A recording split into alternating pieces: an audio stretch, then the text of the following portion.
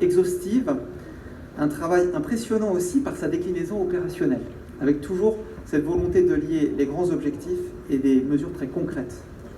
Avec maintenant un vrai défi d'exécution, vous l'avez dit, Madame la Directrice, et d'autres également, d'autres intervenantes, mais de par justement cette déclinaison opérationnelle, vous avez toutes les clés, je pense, pour la mettre en œuvre de manière effective. Mesdames, Messieurs, la révolution portée par l'intelligence artificielle se distingue des précédentes révolutions industrielles. Parce que c'est bien plus qu'une nouvelle technologie. C'est une nouvelle manière d'interagir avec notre environnement et de développer de nouveaux courants d'affaires. Elle est en plein essor, elle est aux sources de toutes les attentions, tant les opportunités qu'on peut associer à l'intelligence artificielle sont nombreuses. Elle peut être bien sûr un moteur de la croissance économique, puisqu'elle peut permettre de nourrir de nouveaux courants d'affaires, de nouveaux écosystèmes. Elle peut aussi nous permettre de faire mieux face aux grands défis mondiaux.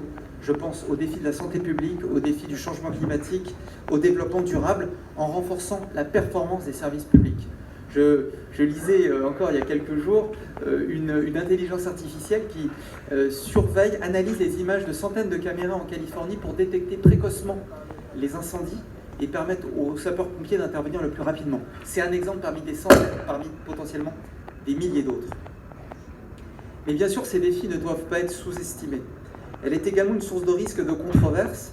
Alors, je n'aborderai pas les questions, les risques souvent fantasmés de la science-fiction, le risque, la crainte de la singularité, mais qui est parfois porté par des leaders aussi de cette technologie. C'est ce point de bascule d'un monde où la machine intelligente surpasserait et dépasserait et dominerait les humains.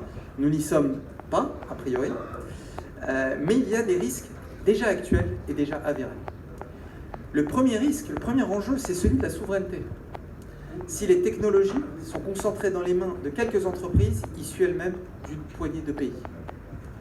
L'autre risque, et je ne les hiérarchise pas, ils arrivent tous finalement ensemble, c'est qui ne doit pas être sous-estimé et qui est un peu le contrepoint du risque fantasmé de la singularité, son opposé, c'est la sous-exploitation de l'intelligence artificielle, parce qu'avant de la craindre ou de la réguler, il faut qu'elle soit installée, il faut qu'elle soit diffusée, et sa non-appropriation peut aboutir aussi à un usage sous-optimal, c'est l'enjeu économique, et ça aboutirait finalement à une nouvelle expression du paradoxe de Solow, vous le connaissez, cet économiste états-unien qui disait les ordinateurs, en parlant de l'informatique dans les années 80, sont partout, sauf dans les chiffres de la productivité.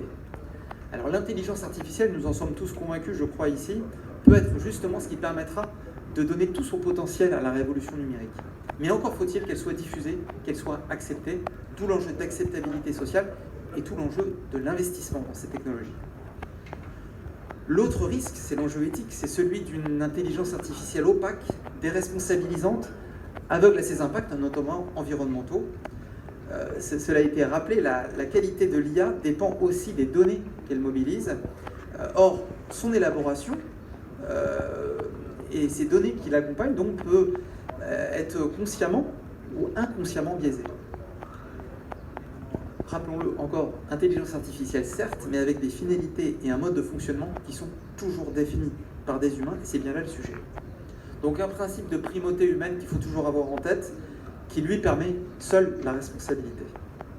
Enfin, le quatrième risque, sans viser l'exhaustivité, c'est l'enjeu social, c'est le risque d'un manque d'anticipation, d'impact de l'usage de l'intelligence artificielle sur le marché du travail, avec une révolution en marche qui peut bouleverser la structure actuelle de la demande de main-d'œuvre. J'ai cité ces 4 défis, j'ai dit aussi qu'on ne pouvait pas les traiter séparément, d'où l'importance d'une stratégie nationale.